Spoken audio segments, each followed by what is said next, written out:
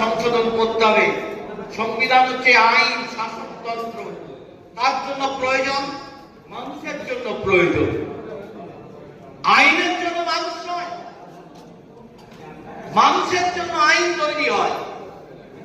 কংগ্রেস কি করেছে? যত আইন সংশোধন করেছে, সংবিধান সংশোধন করেছে, মানুষের জন্য নয়, দলীয় ভোট ব্যাংকের জন্য, তোষামদের জন্য, বেশি দিন রাজত্ব করার জন্য, দেশ উচ্ছন্নে যায়।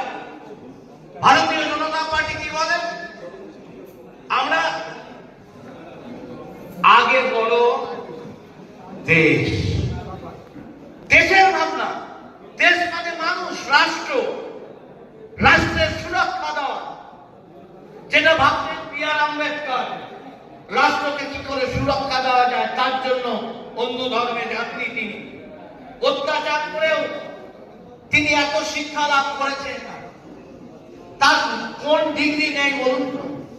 আর তারই একজন দেখুন, দুজনার ছবি, শ্যামাপ্রসাদ মুখার্জি। সবচাইতে এশিয়া মহাদেশের শ্রেষ্ঠ বিশ্ববিদ্যালয় তখন কলকাতা, সেই বিশ্ববিদ্যালয়ে সবচাইতে কম বয়সী ভাইস চ্যান্সেলর। দুজন ব্যক্তিকে কংগ্রেস টেনেছিল জ্ঞানীগুণী হিসাবে।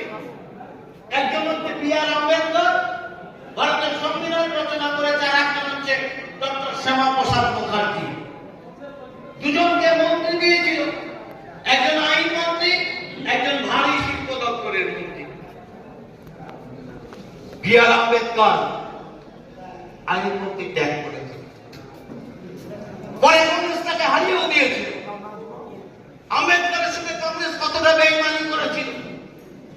আর শ্যামাপ্রসাদ মুখার্জি যখন নেহরু লিয়াকত চুক্তি, হিন্দু কোড বিল, এইসব বিষয় নিয়ে প্রতিবাদ